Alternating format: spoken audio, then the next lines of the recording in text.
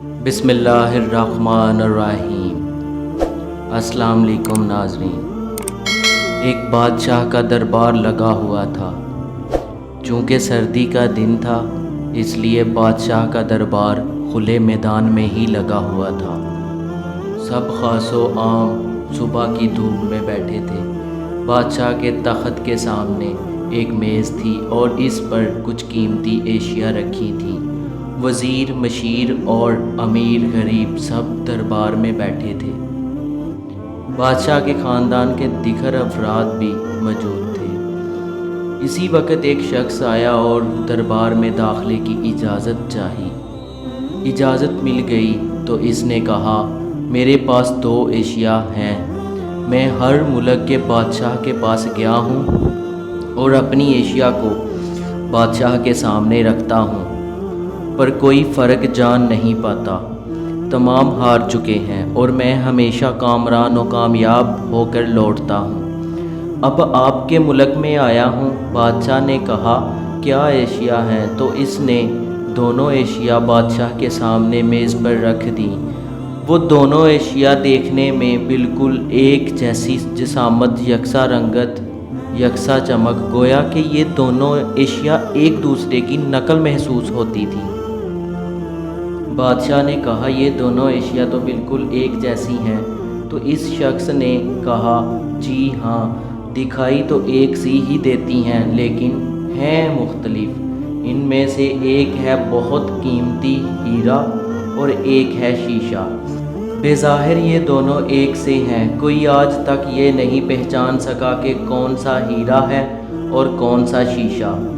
کوئی جانچ کر بتائے کہ ان میں سے ہیرا کون سا ہے اور کون سا شیشہ۔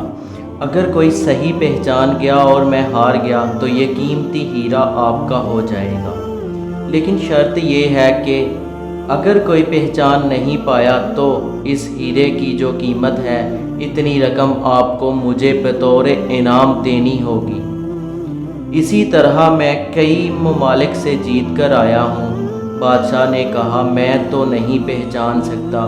وزیر، مشیر بولے، ہم بھی جانچ نہیں سکتے کیونکہ دونوں بالکل ایک جیسے ہیں۔ سب کو گمان تھا کہ اب تو شکست ہی مقدر ہے، لیکن شکست پر انعام کا مسئلہ بھی نہیں تھا کیونکہ بادشاہ کے پاس بہت دولت تھی۔ بادشاہ کی عزت کا مسئلہ تھا کیونکہ تمام عالم میں یہ مشہور تھا کہ بادشاہ اور اس کی رعایا بہت ذہین ہے، اور اس طرح ان کی سب کی عزت کا مسئلہ تھا۔ کوئی شخص بھی پہچان نہیں پا رہا تھا۔ آخر کار تھوڑی سی ہلچل ہوئی۔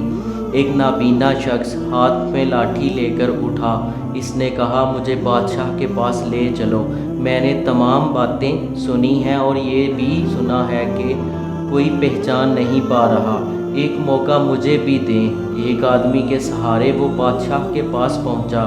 اس نے بادشاہ سے درخواست کی کہ ایسے تو میں پیدائشی نابینا ہوں، لیکن پھر بھی مجھے ایک موقع دیا جائے جسے میں بھی ایک بار اپنی ذہانت کو جانچ سکوں، اور ہو سکتا ہے کہ کامیاب بھی ہو جاؤں، اور اگر کامیاب نہ بھی ہوا تو ویسے بھی آپ تو ہارے ہوئے ہی ہیں۔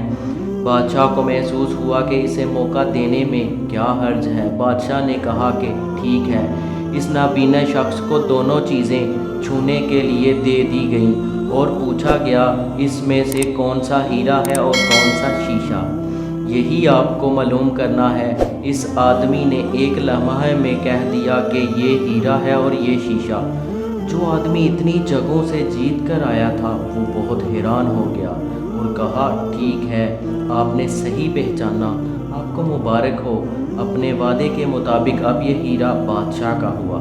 تمام لوگ بہت حیران ہوئے کہ ایک نابینا شخص نے کیسے جان لیا کہ اصل ہیرا کون سا ہے، اور سب نے یہی سوال اس نابینا شخص سے کیا۔ اس نابینا شخص نے کہا کہ سیدھی سی بات ہے، دھوپ میں ہم سب بیٹھے ہیں، میں نے دونوں کو چھو کر محسوس کیا۔ جو ٹھنڈا رہا وہ ہیرا، جو گرم ہو گیا وہ شیشہ۔ اسی طرح زندگی میں بھی جو شخص سخت اور مشکل حالات میں گرم ہو جائے اور حالات کا سامنا نہ کر سکے وہ شیشے کی مانند ہے، اور جو تمام حالات میں ٹھنڈا ہو ہیرے کی مانند ہے۔ کہانیاں پڑھنے سننے کے شوقین حضرات اس چینل کو سبسکرائب کریں اور روزانہ کہانیاں سنیں، اور اگر پسند آئیں تو سب لوگ سبسکرائب کر دیں۔ بہت شکریہ۔ اللہ نگہبان۔